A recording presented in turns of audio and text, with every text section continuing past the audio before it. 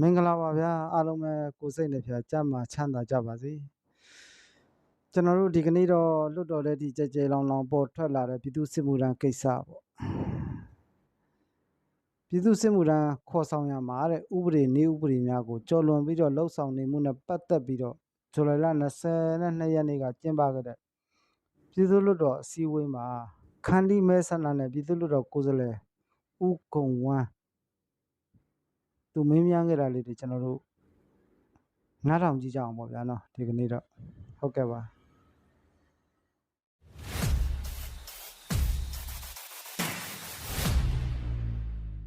န္တီမြို့နယ်အတွက်ပြည်သူစစ်မှုထမ်းစင့်ခေါ်ရပေ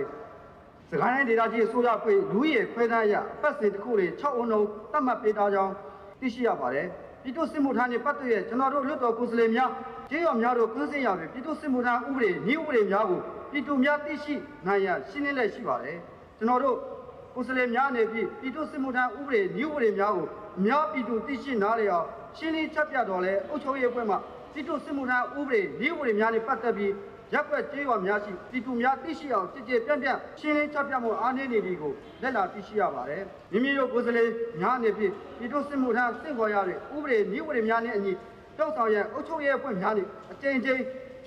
ညှိနှိုင်းဆောင်ရွက်ခဲ့တော်လဲခန္တီမြို့နယ်တွေအုပ်ချုပ်ရေးအဖွဲ့များမှပြည်သူစစ်မှုထမ်းဥပဒေနည်းဥပဒေများနဲ့မညီပဲအတင်းအဓမ္မဖန်ဆီးမှုများလုပ်ဆောင်နေသည်ကိုတွေ့ရှိရပါတယ်။ဥက္ကဋ္ဌကြီးများယခုအခါ2025ပါတီစုံအထွေထွေရွေးကောက်ပွဲမှတစ်ဆင့်ရွေးကောက်ခံကိုယ်စားလှယ်များနဲ့အတူလွှတ်တော်နှင့်ပြည်သူ့အစိုးရပေါ်ပေါက်လာပြီဖြစ်ပါတယ်။ပြည်သူ့အစိုးရပေါ်ပေါက်လာပြီဖြစ်တော့လဲကျွန်တော်တို့ခန္တီမြို့မှာကတော့ပြည်သူ့စစ်မှုထမ်းအတွက်အတင်းအဓမ္မဖမ်းဆီးနေမှုများကြောင့်ပြည်သူများကြောက်လန့်စွာနဲ့နေထိုင်သွားလာနေရသည်ကိုစိတ်မသက်သာဖွယ်ရာမြင်တွေ့နေရပါတယ်။ဥပဒေနဲ့မညီပဲလမ်းမပေါ်မြို့ဝင်ဂိတ်နဲ့လူနေအိမ်အထက်ထိဝင်ရောက်ပြီးဖမ်းဆီးနေခြင်းဟာပြည်သူ့စစ်မှုထမ်းဥပဒေနည်းဥပဒေများကိုကျော်လွန်လှုပ်ဆောင်နေခြင်းဖြစ်ပါတယ်။ဖမ်းဆီးခံရသူအချို့မှာចောင်းသားများလည်းပါဝင်နေကြောင်းသိရှိရပါတယ်။အခုလိုအတင်းအဓမ္မဖမ်းဆီးမှုကြောင့်ယခုအခါကျွန်တော်တို့ခန္တီမြို့ပေါ်မှာမျိုးသားလူငယ်များမနေထိုင်ရေးကြတော့ပါဘူး။ရပ်ကွက်တွင်တာရေးနာရေးကိစ္စများဆောင်ရွက်ရပြီးတက်ကြီးအမျိုးသားများနဲ့အမျိုးသမီးများကသာဆောင်ရွက်လက်ရှိပါတယ်။မြို့ပေါ်နဲ့မိဘပြည်သူများမှာနေ့စဉ်နဲ့အမျှကြီးလန့်စာစားနေထိုင်ကြရတာအမှန်ဖြစ်ပါတယ်။နေကျေးရွာများမှာမွေးလူနာများရေးပေါ်လူနာများခန္တီမြို့ရှိဆေးရုံဆေးခန်းများတို့လာရောက်ရာတွင်လူနာအစအကူများပါဖမ်းဆီးနေမှုများကြောင့်လူနာများများစွာဒုက္ခရောက်နေရပါတယ်။ထို့အတူအခြားနေမှာအရေးပေါ်ခီးသွွားပြည်သူမျိုးသားများတည်လဲခန္တီမြို့တော်လာရောက်ရန်စိုးရိမ်ကြောက်လန့်နေရပြီးအများပြည်သူအတွက်ဟန်တာကြီးတစ်ဖွဲ့ဖြစ်နေသည်ကိုစိတ်မကောင်းစွာလက်လာသိရှိရပါတယ်။အပတ်စဉ်6ယောက်နှုတ်ဆိုတော့ငါလဲဆက်တိုက်ဖမ်းဆီးနေမှုအရာ6ယောက်နှုတ်ကျော်လွန်နေပြီးမတမာမှုများရှိနေတဲ့အောင်ပြင်တွေ့နေရပါတယ်။ခန္တီမြို့နယ်မှာပြည်သူစစ်မှုထမ်းကိစ္စလောက်ဆောင်ချက်များဥပဒေနည်းဥပဒေနဲ့မညီပဲဖမ်းဆီးနေခြင်းတွေဖွဲ့စည်းပုံအခြေခံဥပဒေ2008ခုနှစ်ခန်း1ပုံမှန်21ပုံမှန်ခွဲခန့်ငယ်အခန်း8ပုံမှန်340ခုမှာဖွင့်ရများကိုထိခိုက်ရှုံးတကယ်လို့အစိုးရပေါ်ပြည်သူများရဲ့အယုံကြည်ရော့နေပြတ်သားစေမှာဖြစ်ပါတယ်ပြည်သူများနေပြီးနိုင်ငံ၏ပြည်သူစစ်မှုထမ်းဥပဒေကိုလိုက်နာထမ်းဆောင်ရမည်ဖြစ်တော်လဲပြဋ္ဌာန်းထားသောပြည်သူစစ်မှုထမ်းဥပဒေနည်းဥပဒေညာအတိုင်းသာလှုပ်ဆောင်ရန်ဖြစ်ပါကြောင်းတင်ပြပါတယ်ထုံးမတာနေမြေတွင်လူလားအပ်ပြဿနာများမပေါ်ပေါက်မှာဖြစ်ပါတယ်။လေးစားပါတော့ဥက္ကဋ္ဌကြီးခင်ဗျာယခုအခါပြည်သူအစိုးရပေါ်ပေါက်လာပြီးဖြစ်တဲ့ကဲလို့ပြည်သူများစိုးရိမ်ကြောက်လန့်မှုမှကင်းဝေးစွာနေထိုင်ကြနိုင်ရေးအတွက်ခန္တီမြို့နယ်တွင်ပြည်သူစစ်မှုထမ်းစင့်ခေါ်ရာ၌ပြည်သူစစ်မှုထမ်းဥပဒေနည်းဥပဒေအတိုင်းအတာဆောင်ရွက်ပြီးကျော်လွန်ဆောင်ရွက်မှုများကိုမိကဲတို့ထိန်းညှိဆောင်ရွက်ပေးမိကိုသိရှိလိုပါကြောင်းပြည်သူများကိုစားဥက္ကဋ္ဌကြီးမှတစ်စစ်လေးစားစွာမြင်များတင်ပြပါတယ်အားလုံးကိုကျေးဇူးတင်ပါတယ်ခန္တီမဲဆန္ဒနဲ့ဥကုံဝမ်းရဲ့အဆိုတင်သွင်းတဲ့မိကုံးကိုပြန်လည်ဖြေကြာ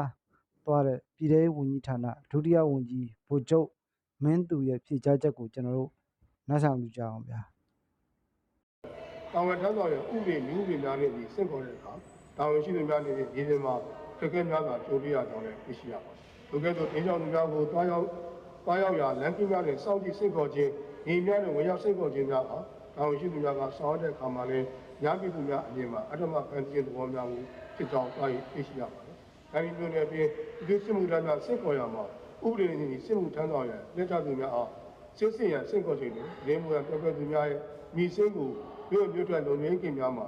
လက်ကကြည့်ရအုပ်ချုပ်ရေးမျိုးဖြန့်ဝေထားရှိပါတယ်။၎င်းမိစင်းနဲ့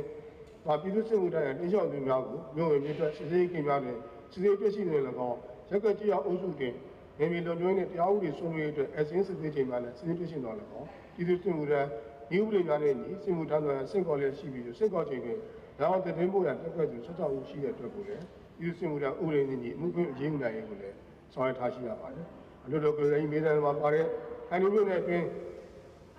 ကိုယ်ငါးလ2026ရက်နေ့မှာသဘောရငါးလ2020နေ့ပြည်သူ့စစ်မှုထမ်းအတွက်အမှန်ပန်းကြီးကွန်ဆာများနဲ့ပတ်သက်ပြီးတော့မှစစ်စစ်တဲ့အခါမှာဥစားပါကိုယ်နဲ့ဆက်လင်းပြီးစစ်စစ်ခဲ့တဲ့အခါမှာဥစားပါဥပိုးချလုံးနော်မန်ဥဆောင်ဝင်းတို့၄ဦးပါပြည်သူ့စစ်မှုထမ်းဥပဒေနဲ့ညီဥပဒေနဲ့ညီပြည်သူ့စစ်မှုထမ်းအမည်အများပြည်တဲ့တော့ပြည်သူ့စစ်မှုထမ်းတင်တဲ့အမတ်စဉ်25မှာတင်တဲ့တစ်ယောက်လည်းရှိပါတယ်ဥတီယာဆိုဟာအမှန်တက်တဲ့တော်တော်နေတဲ့ဦးတန်းတော့အောင်အရှိမြောက်နဲ့ဦးမင်းတန်းတို့ဟာလက်ရှိပညာနေတဲ့ကျောင်းသားများဖြစ်ခြင်းဥညံ့မင်းလိုက်ပါဒီကိုဘာလို့လုပ်ချင်းကန်လုတ်ကန်ကျင်းဝင်းနေဖြစ်ခြင်းကြောင့်ဆိုပါငောင်းကိုအမှတ်စုရသူမပို့ဆောင်ပြီးမှမြို့နယ်စစ်မှုထမ်းစင့်ခေါ်ရေးအတွက်မှာဒီကအုပ်ချုပ်သူများတဲ့စနစ်တကျပြန်လည်အနည်းဆောင်ရွက်ပေးကြောင်းတင်ပြပါတယ်ဆိုပါပြည်သူစစ်မှုထမ်းစင့်ခေါ်ရသူ9ဦးစီပုံစံ1ပါရည်စင်းရေးတင်ထားရှိနေမှာဖြစ်ပြီးမြို့နယ်ပြည်သူစစ်မှုထမ်းစင့်ခေါ်ရေးအတွက်မှာပုံစံ1တွင်စင့်ခေါ်ခဲ့ခြင်းဖြစ်ကြောင်းနဲ့ပြည်သူစစ်မှုထမ်းဥပဒေဒီဥပဒေအရဆောင်ရွက်ခဲ့ခြင်းဖြစ်ပြီးတော့မှပြည်သူစစ်မှုထမ်းရဲ့အထမအန်တီခေါ်ဆောင်ခဲ့ခြင်းမဟုတ်ပါကြောင်းစစ်စစ်ပြန်ကြားရပါတယ်။တို့ပြပါရေးပြည်သူ့စစ်မှုထမ်းစိတ်ခေါ်ရေးအဖွဲ့မှအဖွဲ့အစစ်စစ်နေပြီးဥပဒေနဲ့မညီသောစိတ်ခေါ်မှုများမဖြစ်စေအတွက်စစ်စစ်ချမှတ်ဆောင်ရွက်ရှိပါကြောင်းနဲ့ဥပဒေနည်းဥပဒေများကိုကျော်လွန်ပြီးလုပ်ကိုင်ဆောင်ရွက်ပါကလည်းထိရောက်စွာအေးအေးဆောင်ရွက်သွားလည်းရှိပါကြောင်းကာဝင်းကြီးဌာနနဲ့စကိုင်းတိုင်းဒေသကြီးစွာဖွဲ့တို့ရဲ့ပေါင်းစပ်ဖြေကြားတင်တာရာဥက္ကဋ္ဌကြီးမှတစ်ဆင့်ပြန်ကြားဖြေကြားတင်ပြ